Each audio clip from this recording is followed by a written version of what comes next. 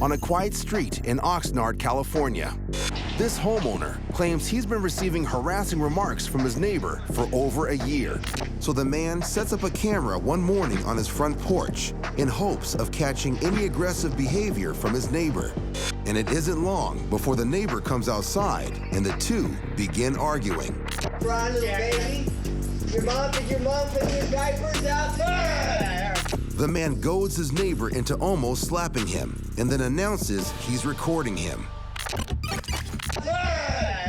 hey, guess what? It's not video, you dumb. Well, good. I'm calling the cops right now. Good.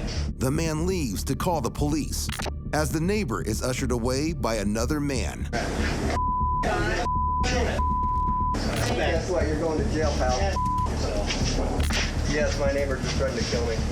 Another neighbor steps into the confrontation, recording on her phone and giving her opinion on his actions. They're not going to take him. He hasn't done anything. Yes, he did. You didn't see it, did you? Yeah, I did. No, you didn't. But the man ends up arguing with the woman while still on the phone with police. The woman is joined by another neighbor in a baseball cap. Well, he just said he was going to get rid of me. He threw his fist out and almost hit me in the face. And soon, it's the latest arrival trying to convince the man to calm down. Nobody's moving, nobody's getting evicted. You know what you're talking about? No, you don't know what you're talking about. You don't know what you're talking about. And now, it's the man in the cap's turn to square off with the neighbor. If you ever want to come over, I'll stop a mud hole in your ass. Yeah, you just threatened me too. I don't give a nobody likes you. Excellent. Do us I all don't a give a favor. damn if they don't like me. You're about the only one that nobody Well, wants that's to hear. because you're all a bunch of children and drunk-ass dumb. The man seems ready to take on his whole neighborhood. And when the police do arrive, he plays back his footage of the neighbors for them. Sounds good. Hey, guess what? It's on video. Play that one more time back. And when the police watch the supposedly incriminating video, they determine no law has been broken.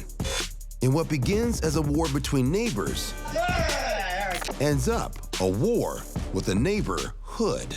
You're all a bunch of children and drunk-ass dumb. Fresno, California. A retired police officer is asleep in her quiet neighborhood when she hears a strange noise outside her door.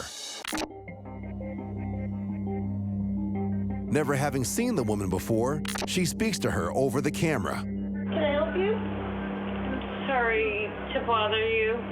Please, can I hang out with them? There's no one here. Mine. The woman seems disoriented and confused. And despite finding out that she's at the wrong house, she attempts to open the door. What the are you doing? Get away from my house now. What the Can I go inside? Get the out of my house.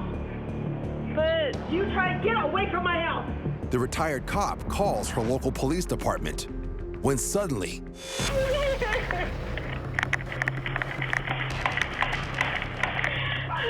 the neighbor's demeanor becomes even more frantic.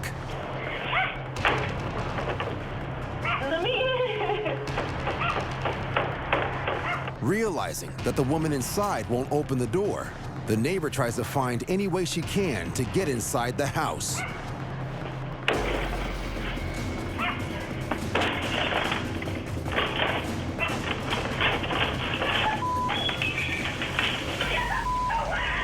What is going on? What is going on? I will shoot. I have a gun. Why? What are you doing? Hearing the homeowner's threats, the neighbor tries to leave, but not before the cops arrive. The cops believe she may have been under the influence, but the neighbor says she mistook the house for her friends. After investigating the damage, the police arrest the woman and cite her with misdemeanor vandalism. And thankfully, this retired cop sleeps in peace, free of any surprise visitors in the night. Can I go inside? In Sherwood, Oregon, a small town southwest of Portland, a man and his girlfriend find themselves in the crosshairs of a couple next door in their apartment complex. Sit there with your door open. We can have our door open. It's our house. The homeowners claim the couple are upset that they leave their front door open. seemingly taking offense to being able to see inside their apartment. Close your door, scumbags. Bring it, buddy. Get the out of here. According to the homeowners, the issues start almost immediately after the neighbors move in. The couple starts complaining that the homeowner's dog barks every time they walk by. Shut your dog up. Frustrated by the interactions, the relationship gets worse. You got an issue with me? Well, I think you're a douchebag, yeah. Back at ya. One evening, while the woman next door is putting up Halloween decorations, the homeowners antagonize her through their doorbell camera. Yeah, see each way about that. When the neighbor's husband comes home, he's told of the homeowner's actions, which sets him off. He's over here laughing. Yeah? As the neighbors continue at a high volume, another neighbor, looking to quiet the situation, steps out of his home and directly into the line of verbal fire. I know you guys got. Shut your mouth! Don't tell me to shut my. Yeah, I'm telling you to shut your mouth! You stay out of touch. And then, yet another neighbor shows up to see what the ruckus is all about. Yeah, I'm telling you, we're not okay. He's getting harassed by your friend every day. Even as they try to calm the neighbors down, Just go inside. No! You go inside. I'm sick of this. the police are called and they investigate the commotion. The neighbors explain their reasoning for the loud outburst, believing the homeowners are the ones antagonizing them. I gotta listen to his mouth every day. Nobody has done anything. So that is why we are in the state we are in. Yeah, you go right ahead. Giant listen. The neighbors voice their anger towards the police, who try to keep the peace, while warning them of their own behavior. If you want to go to jail, keep talking. Otherwise, you get the citation. Citation. While it's not known if any tickets are written, thankfully for the homeowners, the neighbors move out soon after, leaving behind a quieter and more peaceful apartment complex. Bring it, buddy. Get the out of here. In neighborhoods across the country, there's a good chance a pizza is being delivered at this very moment.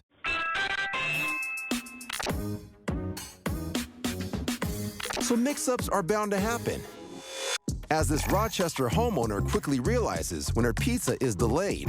But the driver has a perfectly good explanation for the error. The homeowner accidentally sent it to the wrong house. He goes, dude, I didn't order pizza. I go, you sure like someone didn't leave and like they're gonna be back? But the pizza isn't delivered to just any house. Then the girl comes and she goes, well, is there a name with the order? And I go, yeah, of course, there's always a name. The woman accidentally sent it to her ex-boyfriend who lives in a nearby neighborhood. But that's not the only surprise. And she's like, Deanna, that's his ex-girlfriend. Oh my God, is that because she saw you today? What? Yeah, that's what she said. The drama continues. For the local delivery driver, it's been one thing after another. This is how this day has gone. I swear, I fell in the shop, I cut my hand open. I've been to 2 wrong addresses. Let me take that. Yeah, you better. But it all works out in the end. The homeowner gets her pizza, and the delivery guy makes some new friends. You want to come take a shot? Oh my God, that would be amazing, but thank you. Bothell, Washington. It's a calm, snowy evening, and 36-year-old Brady Huttenstein is at home watching TV. Suddenly, he hears a strange banging sound at his door. Startled, Brady checks his doorbell camera and is puzzled by what he sees. Brady has never seen the man in the black hoodie standing outside his apartment, and when Brady doesn't answer, the man appears to back off and stumble away. Confused, Brady looks out the window and sees the man is walking into traffic, barely missing cars as they drive by. And as the cars pass, the man in the hoodie has an urgent request for the oncoming traffic. Brady starts to worry about the man's health when he stumbles back to the house. Oh, police, I need help. I need help, I'm dying. I'm dying. Oh, police, I'm dying. The man sees Brady through the front window and screams for help. I can't breathe, please. Hey, call police, I can't breathe. Hey, I can't breathe. Please help me. Help me, I can't breathe. Brady answers the man's pleas by calling the police. However, it seems as if he may be too late. I'm dying. I'm losing breath. Losing breath. I'm dying. Oh, police. With the police on the way, Brady checks to see if the man is okay. But then Brady notices that maybe the man outside isn't actually dying as he claims. Brady starts to question the man's intentions when he sees the man looking at his phone and making strange hand gestures towards him. Then, as the man stands up and walks away, Brady's presumptions are confirmed that the man isn't breathing his last after all. The police arrive, but with the stranger gone, they are unable to identify him or track him down. And while Brady never figures out why the man makes a miraculous recovery, he's relieved that everyone survives the night in his neighborhood. I'm losing breath. I'm losing breath. I'm dying. Buckeye, Arizona is one of the fastest growing cities in the United States. But for 49-year-old mom, Liz Barup, more people doesn't mean it's any less friendly. My neighbors are wonderful. In passing, it's always hello, goodbye, good morning, good night. If my kids are outside, they got an eye on them. Liz lives with her 19-year-old son and 16-year-old daughter. And one day, something worrying happens to her daughter. My daughter came home one evening about 7 o'clock. She ran in and said that a man had followed her home from the park. I checked the camera, and sure enough, there's a guy on a bike. I ran outside to see if I could see him, and he was gone by the time I got outside. Liz has never seen the guy before in the neighborhood. The man is about 35 years old. He's probably about 5'9", 200 pounds, tattoos. But ultimately, she decides not to call the police. I just thought that when she was in the house, she was safe and sound, and we were in for the night. The doors were locked, and I didn't think anything of it past that point. At 1:30 at night, as the family sleeps, a man who resembles the one from earlier appears on their doorstep. But the doorbell cam doesn't alert Liz because her phone is on silent. When we went to sleep that night, we felt totally safe in our house. The family has no clue they are in danger. I fell asleep. I didn't hear any noises going on. As the intruder looks around for a front door key, the family is unaware of the peril they face. The stranger appears to leave, but he walks around the side of the house and finds the son's bedroom window open. Shockingly, he climbs inside. My son was asleep, and he felt somebody standing over him, staring at him, and he realizes that it's a stranger and had no idea who this man was. And he kind of jumps up. My son tells the man, "They're all waking up. They're all going to get you. You better leave now." And he went out through the same window he came in through. In a state of fear, Liz calls the police. 911, where's your emergency? I have some guy that broke into our house and he took off. And what's more, she realizes the identity of the intruder. And it looked like some guy that had been riding on his bike and looked at my daughter earlier. So you didn't recognize this person? No, we had never seen him before today. After the police watch the video, they identify the stranger as 34-year-old Jacob Ramirez and arrest him a few streets away near his home. In addition, the police have disturbing news for Liz. When they told me that he was a registered sex offender, my heart stopped because I think back to my daughter letting me know that he followed her home, and I didn't do anything about it earlier in the day. Ramirez takes a plea bargain. He is convicted of criminal trespassing and sentenced to 20 months in prison. It was a terrible nightmare, like a scary movie that I lived. Thankfully, the man and his family have now moved out of the neighborhood. Liz's son and daughter have recovered after their ordeal, and the family feels well supported. My neighbors are awesome. They were just as mad and as upset as we were, and it brought a community together. In this neighborhood of Denver, Colorado, 29-year-old Allie Emerson lives with her wife Amanda, and she loves her building. It's just a nice middle-class apartment complex. There's really nothing fancy about it. A lot of really nice people live here. When a new tenant moves in across the hall, in the beginning, things go well. My first impression of her is that she was really nice. I thought she was really friendly. We were the type of neighbors that could knock on each other's doors when we needed salt for dinner on a random Tuesday. But when the neighbor gets a white Pyrenees puppy, Allie's job as a dog trainer sets them on a collision course. Dogs are my entire world. I am very passionate about teaching dog owners how to have the best relationship for their dogs. Allie alleges that her neighbor does not leash her puppy, so she offers the woman some professional advice. Puppies respond best to training when leashed. According to Allie, the neighbor doesn't appreciate the suggestion. I didn't know that this free advice was going to end up costing me my relationship with my neighbor.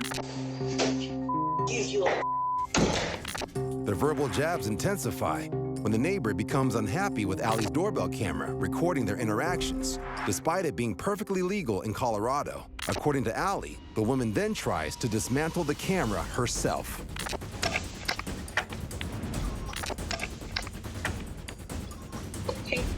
I have no idea what she's going to do next. The neighbor war ratchets up a notch when one day the woman approaches Allie, and this time her insults are far more personal. Allie, call the police yourself. That's not me, that's camera. you called the cop. Go ahead, keep going. You should also put that dog on a leash. Make the wish. Oh, animal management will. After the incident, both neighbors call the police, but no arrests are made. The cops advise the women to try to get along, but Allie says the neighbor continues to be hostile towards her. You know what's funny? You were so fake for 3 years until you got all pissed off. To be a lesbian. You can go ahead and keep being homophobic. The two women eventually adhere to the police's advice and now act civil towards each other. But for Allie, she longs for the good times with her now former friend. I miss being able to go to my neighbor's door and knock on it if I ever needed anything. It hurts me a lot that she turned on me the way that she did. I wish that we could just, be able to take our dogs to the dog park together and have fun like we used to. You